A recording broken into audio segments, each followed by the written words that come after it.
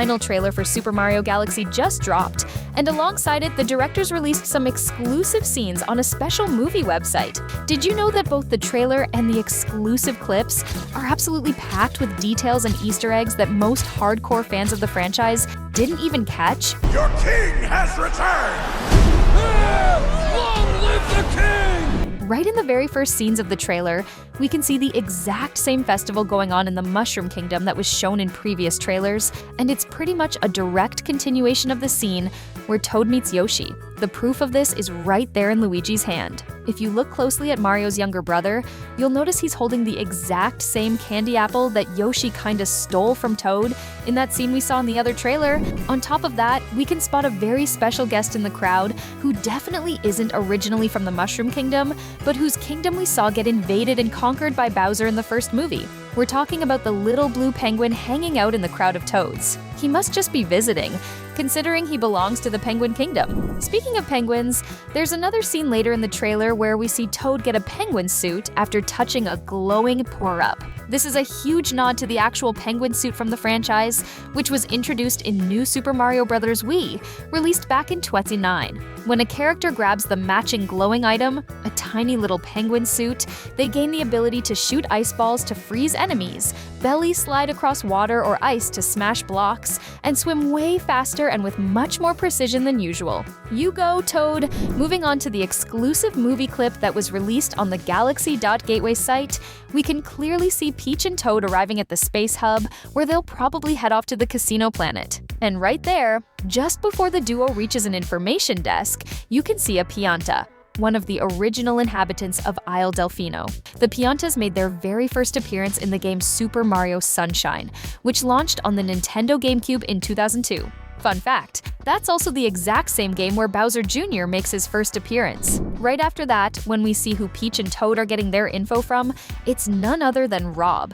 Rob actually stands for Robotic Operating Buddy, ROB. It's Robotic Operating Buddy. Rob has popped up in a bunch of games over the years, like Mario Kart 10, Super Smash Bros., Super Mario Maker, and WarioWare. What's really interesting is that Rob didn't originally start out as a Mario franchise character. Actually, he began as a real, physical accessory released by Nintendo in 1985 for the NES console. He was created to help sell the video game as a tech toy in the United States, and over the years, Nintendo turned him into a character and integrated him into several franchises, with some very memorable cameos in the Mario universe.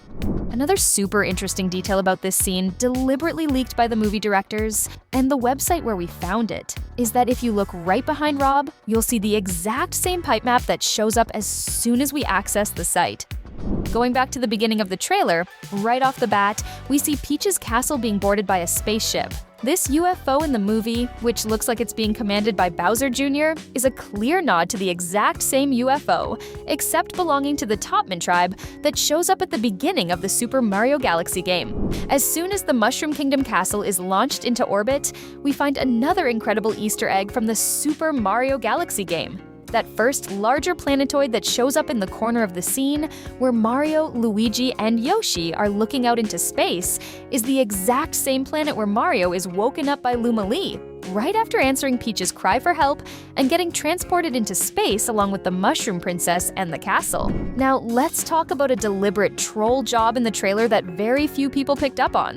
When Bowser Jr. attacks the Mario Bros. With his magical axe-shaped paintbrush, we immediately see an explosion with Mario himself being thrown back. However, if you look really closely, you'll notice that right next to our hero is Bowser Jr.'s very own paintbrush. This implies that the explosion scene actually happens at a completely different time, not when the trailer makes it seem. It also shows that the explosion caught Bowser's son in the blast, too, and it was so powerful it knocked his weapon right out of his hands. The proof of this is that if we go back to the part of the trailer where we see Bowser Jr. facing off against Mario and Luigi, we can see that after that attack, a bunch of other things happen, and there's absolutely no explosion. Before we continue, just a quick heads up.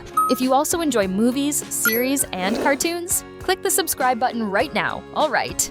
When Peach's castle finally touches down, we can clearly see it landed in a realm that looks a lot like the Mushroom Kingdom, except instead of giant fungi, there are giant flowers everywhere. And because of this, a lot of people thought it was either Daisy's kingdom, Sarasaland, which is the first flower kingdom to appear in the Mario games, or they thought it might be the Flower Kingdom ruled by Prince Florian, a friendly caterpillar who teams up with Mario against Bowser in Super Mario Bros. Wonder. But actually, it's neither of those options. The truth is, the place where the Bros and Yoshi land is actually the Honeyhive Galaxy, ruled by the Honey Queen, which is also absolutely covered in giant flowers. In fact, it's already been confirmed that the Honey Queen will be in the movie, since her voice actress was announced by the Super Mario Galaxy team. This is a huge hint that we'll probably finally see Mario wearing the bee suit. Also, in the very same scene where the main characters arrive at the Honeyhive Galaxy, you can really tell that Mario is the favorite, while Luigi just catches all the bad breaks. If you slow down the scene where the three of them fall from the castle tower,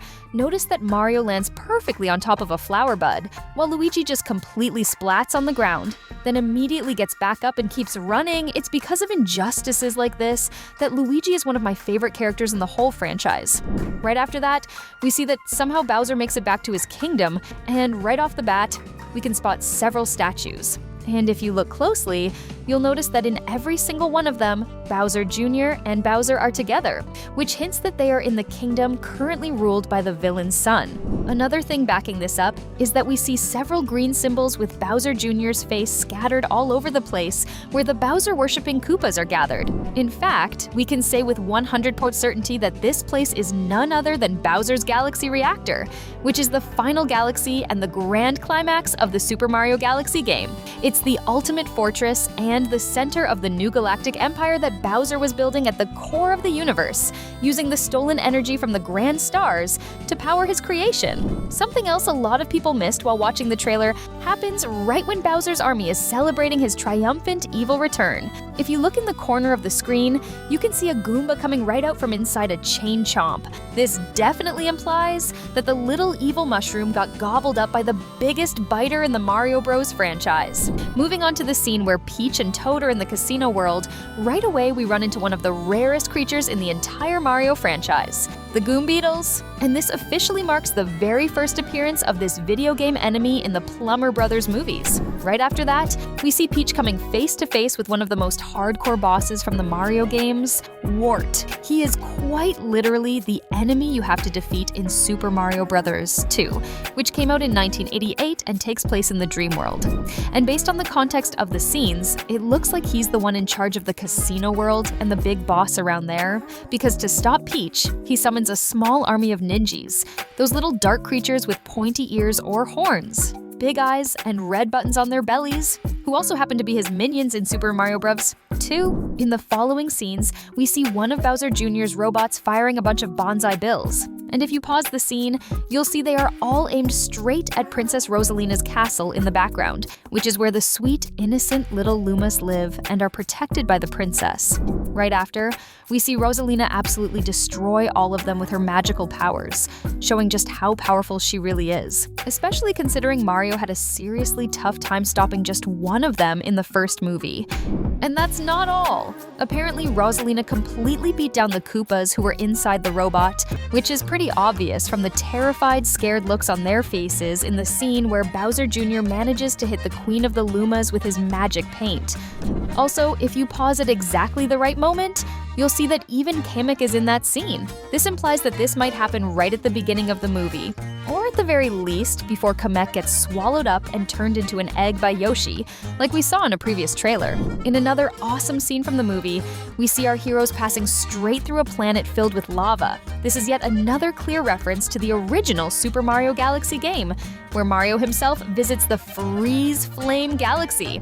And to wrap up the video, if you don't have Alzheimer's or chronic amnesia, you definitely remember that the Luma cop who shows up at the end of the trailer is the exact same depressed, disillusioned star we saw hanging out with the other prisoners of Bowser, saying weird things about life. Remember him? He's the only character that makes me think he's cute and terrifying at the exact same time. Still talking about him, if you take a close look at his outfit, you'll notice that both his hat and his belt have stars as their main symbols. This tells us he's one of Rosalina's protégés and probably lives at the Comet Observatory where the princess resides. It could just be a joke, or maybe he found a better career path than taking away people's hope. Who knows? We've reached the end of this video, but if you like having your mind blown, this is the right place. That's why we left 2 really good videos for you to click, watch, and best of all, stay with us.